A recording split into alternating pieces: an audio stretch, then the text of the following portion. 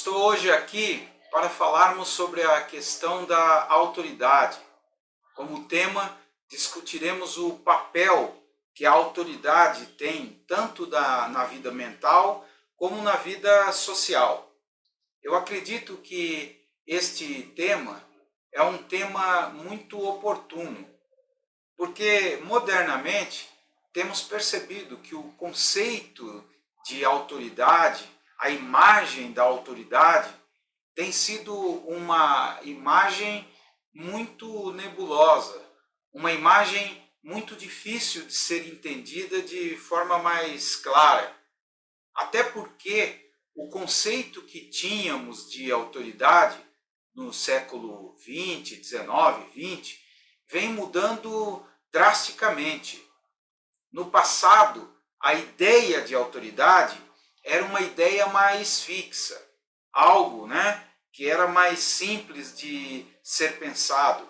E até mesmo se confundia a ideia de autoridade com a ideia de autoritarismo. Cabe, modernamente, rediscutirmos, redefinirmos, o papel que a autoridade deve ter na vida mental, na vida psíquica e também na vida social. Quando nós falamos nessa questão da autoridade dentro da psicanálise, automaticamente nós voltamos para o que a psicanálise chama de complexo de Édipo. É exatamente esse complexo, é exatamente esse momento de formação que faz com que a criança, que inicialmente é apenas um corpo, um ser anárquico, que visa só o prazer, vá lentamente internalizando a autoridade.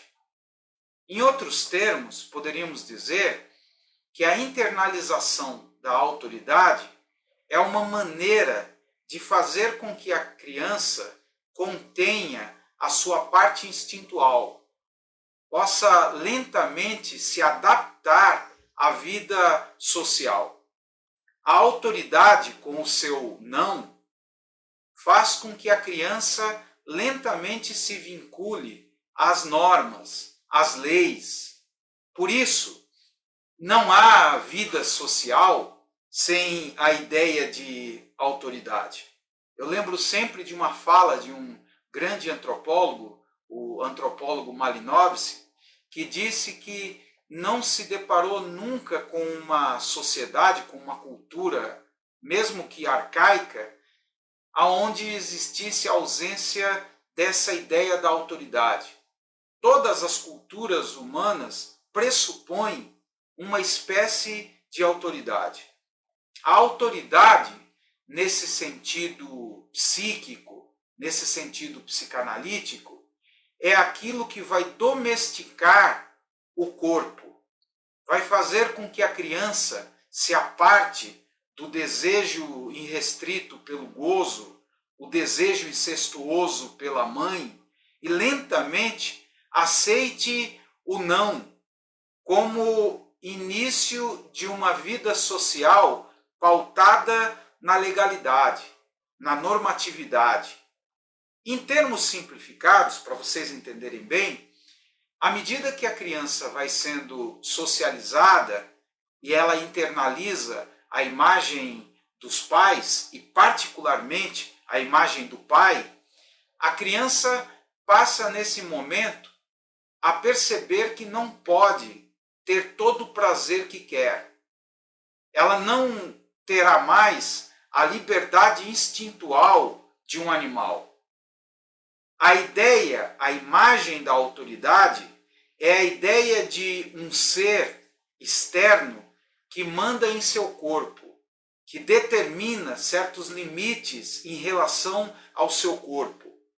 E é lógico que esse início, que se dá dentro do complexo de Édipo, é vital para definir se a criança vai se ajustar à sociedade mais à frente ou vai ser uma delinquente, uma criminosa, uma psicopata. Eu sei que parece drástico, mas se não existir a internalização da autoridade, a internalização do não, os limites que passam agora a predominar dentro da vida mental, na figura do que chamamos de superego, a criança não pode se socializar de uma forma adequada.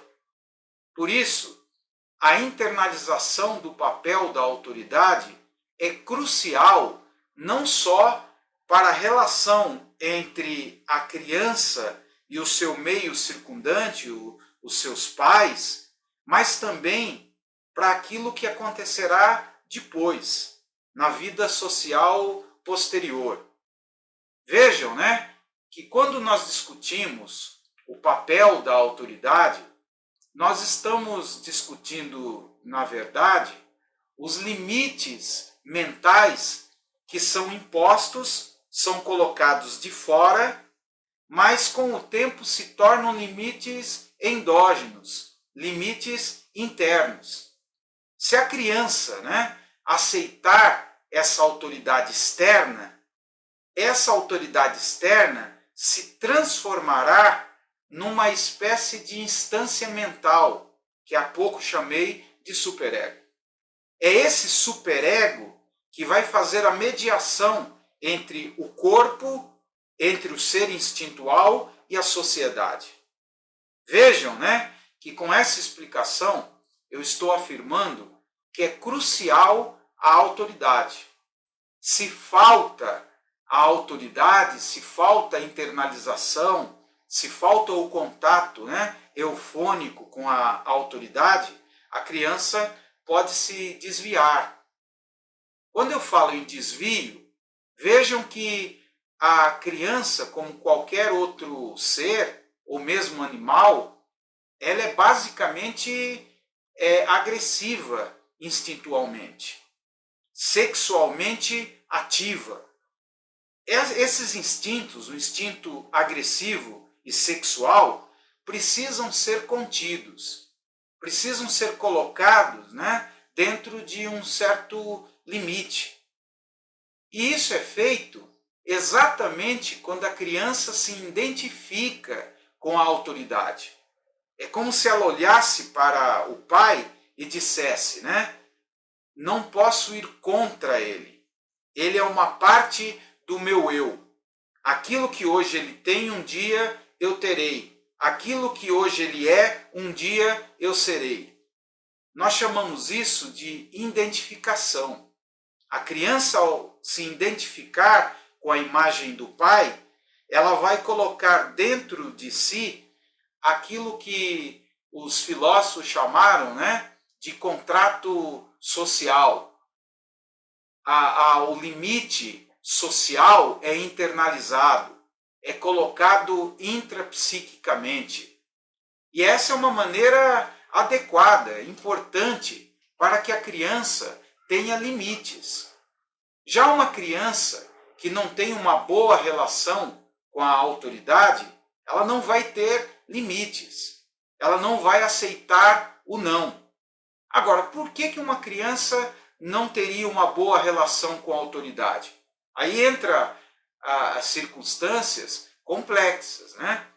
Existe muitas vezes a ausência da figura paterna, existe o desinteresse do pai, muitas vezes a insegurança. Essa é uma coisa moderna, né?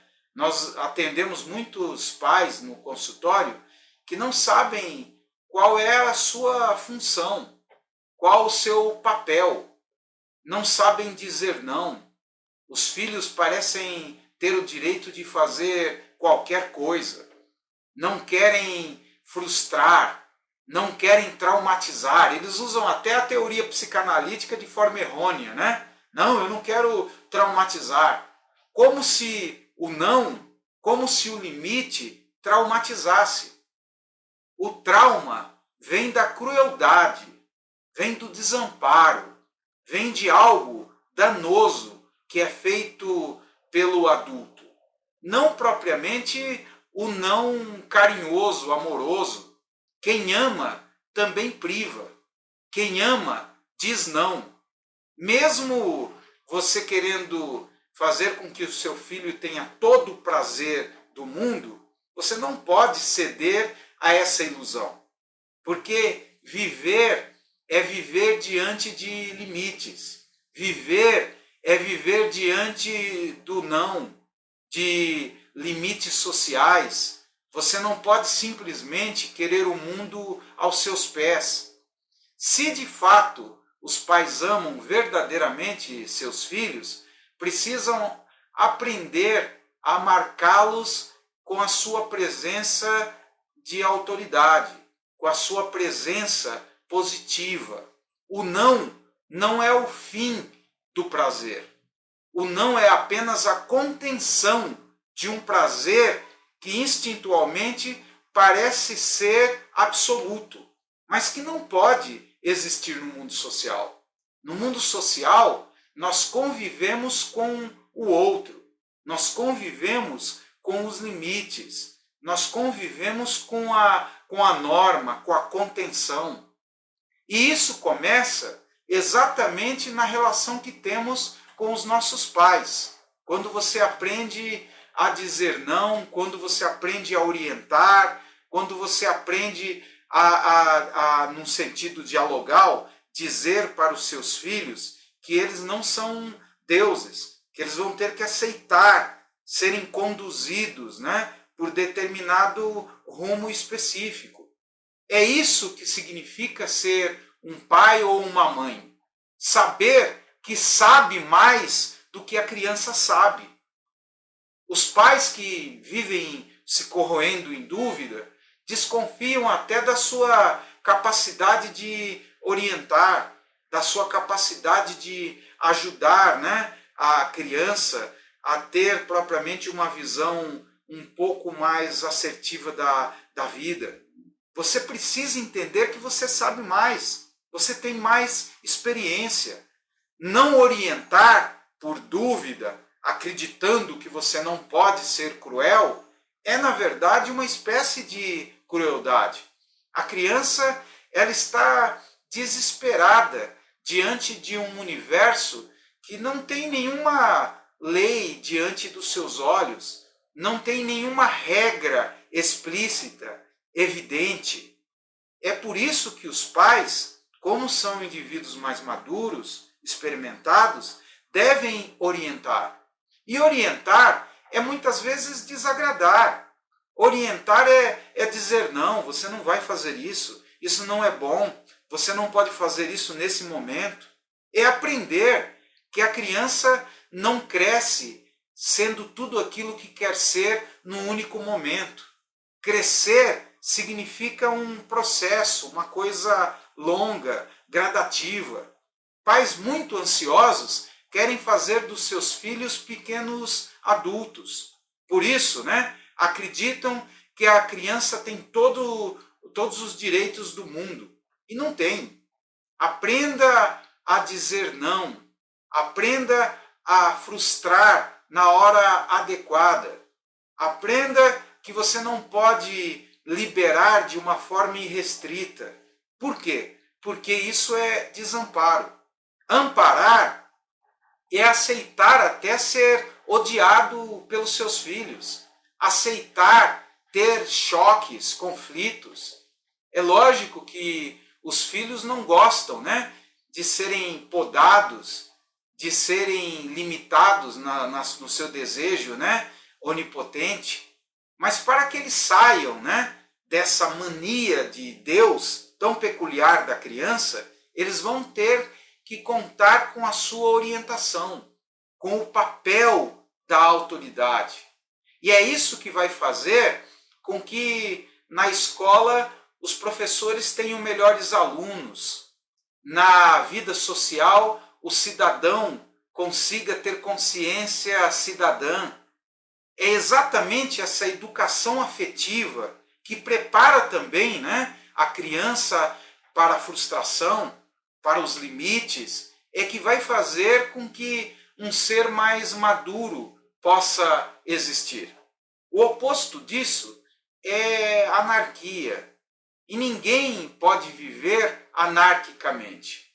Nós podemos até ter essa ilusão de que você não precisa dizer o não, você não precisa podar, você não precisa, né, limitar, porque naturalmente a criança se torna um adulto bom se ela for boa internamente. Isso é falso.